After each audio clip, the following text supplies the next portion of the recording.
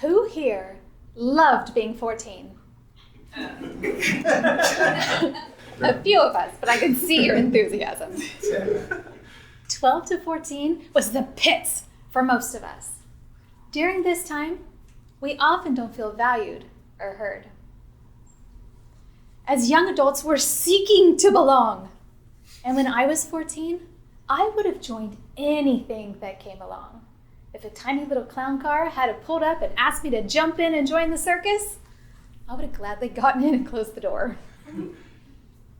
Later, I realized my family was the circus. I'm the middle of 5 kids. And like any good circus act, we were always competing for attention.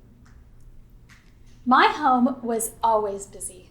Something was always going on. Yet, quite often, I found myself feeling really alone. I'd share something at home, at school, or at church, and I was continually being told to keep it to myself. That I was creating so much noise, I was making it hard for other people to think. I didn't feel like I mattered, and I felt like I was always wrong. Go here with me now. I'm 14 years old, and all I can think about is how no one wants me. My only way out of the anger and worthlessness was in my hand. I'd been saving a bottle of pills. The bottle was full, and still, I didn't matter. So this particular night, I pulled out a piece of paper and a pen, and with tears smashing out of my face, I painfully wrote a letter. I said goodbye, and I reminded everyone how grateful they were now that I wasn't there. I went into the kitchen, and I filled up a glass of water. And I shuffled my feet back to my bed. And with those pills on my hand and my nightstand, I slowly took one pill at a time. One pill. One drink of water. One pill. One drink of water. With every swallow confirming my belief that I didn't matter. And with all of those pills inside, I was helping the entire world, and I would finally matter in your memories. I laid down, and I pulled my blanket up to my neck, and I cried.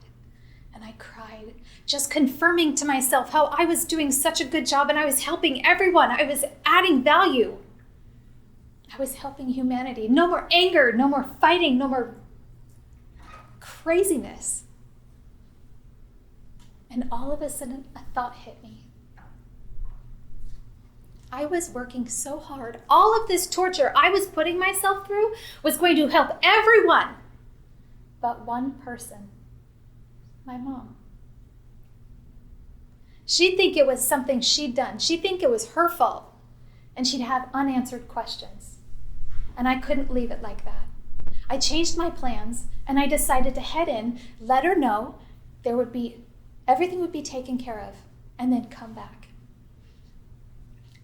and be gone.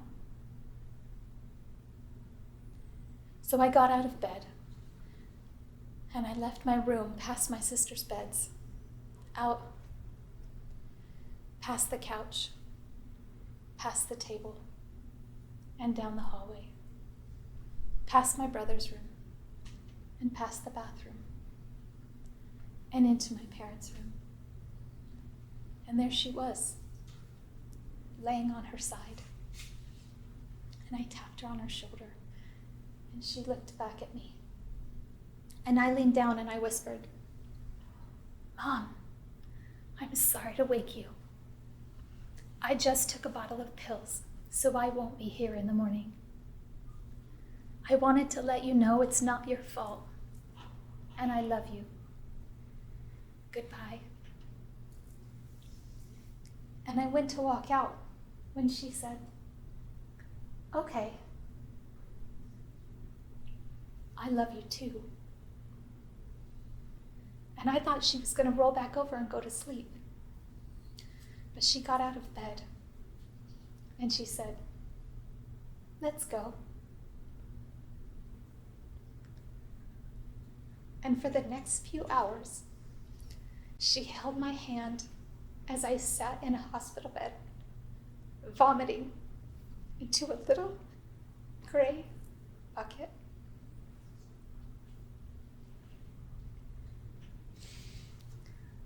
I'm not the only one with feelings or even possibly a story similar to this, and it doesn't always turn out positive. Suicide is the second leading cause of death for people ages 10 to 14.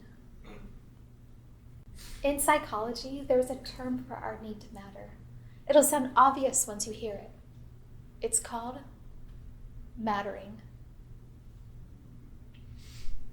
Mattering consists of feeling valued and adding value to ourselves and others.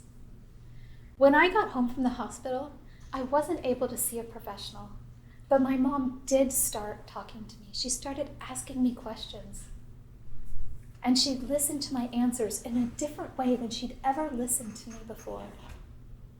I still argued with her. I still screamed and yelled. I was an angry teenager trying to figure out life. And we didn't become best friends immediately. But as she held silent listening space without judgment or any repercussion, I started to feel like I mattered.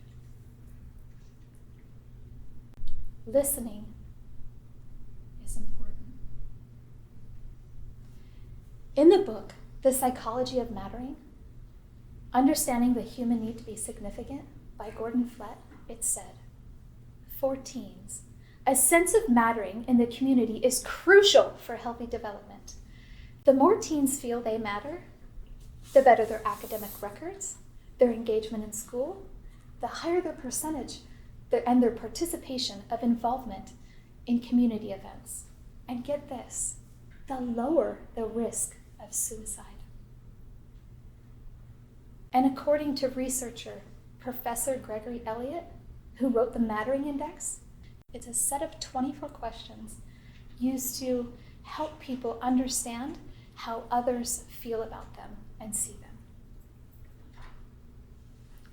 He said, "One of the most effective ways to help others feel like they matter is to simply listen to them." Listening does create a sense of mattering. And it's essential for people and our adults and our parents in our lives to listen to us. I was a girls' running coach for 11 to 13-year-old girls. And at the end of our practices, we would just wait with these girls for their parents to show up and pick them up. And we would just listen to them, and they'd share these really fun, interesting stories. And at the very end of all of our practices, one of the moms came up to me and she told me a story. She said, "I just wanted to tell you that my daughter came home after practice a few weeks ago and told me she was feeling really depressed. And she asked me if I would just simply listen to her. She appreciated how you guys would listen after practice and how she started to feel like she mattered there, and she wanted that same feeling at home. So I've just been listening to her. And over the last few weeks, I haven't interrupted. I've just listened. And over the last few weeks, our relationship and our communication has improved, as well as her activities, her happiness, and her feeling worthwhile. It is tough to be a teen. It is also tough to be a parent. We have so many things going on in our own lives that it's sometimes hard to put our phones down. But that's what our families and our children, our youth, need us to do. Just the other day, I experienced this on my own. My son actually came into me, and I was on the phone, and he said, hey, Mom. And I said, just a sec. And he said, no sex for you. And you know what? I had to see the truth in that. Because really, the time to listen was right now. I really experienced this when I took my boys to the park. We ended up down at the park, and one of them didn't want to be there. And down there, we ended up in a full-blown screaming match. And at this point, I just wanted him to get in the truck and leave. So I'm trying to get him in the truck. I'm in the truck, and he won't get in with me. He sits down on the sidewalk and continues screaming at me. And at this point, my goal was to scream over top of him. And then I remembered a phrase. It's not that they're being difficult. It's that they're having a difficult time.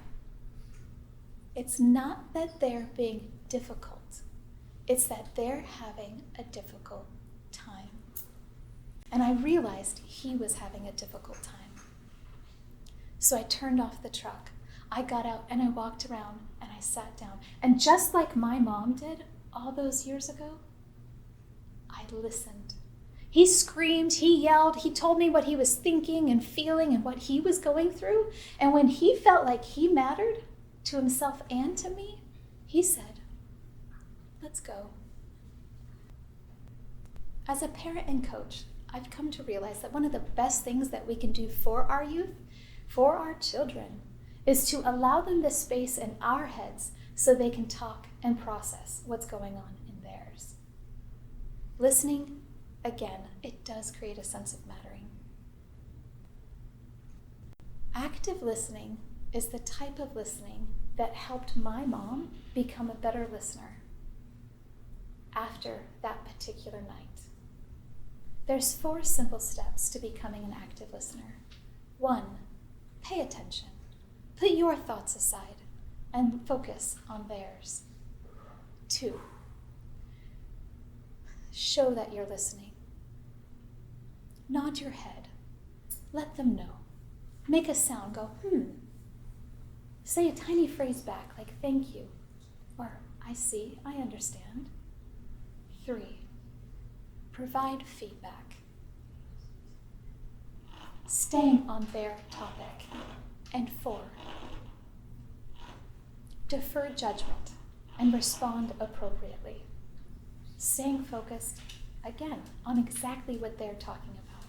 Respond with kindness, understanding, and empathy of what they are saying to you. Listening time isn't our time to make a point. It's their time to share. We all have a need to matter. And the same thing that helps us all feel like we matter helps our teens feel like they matter. So bring each other into our circles and sometimes our circuses. Listen to them, care about them, and remember, there's no better time to start listening than right now. Thank you.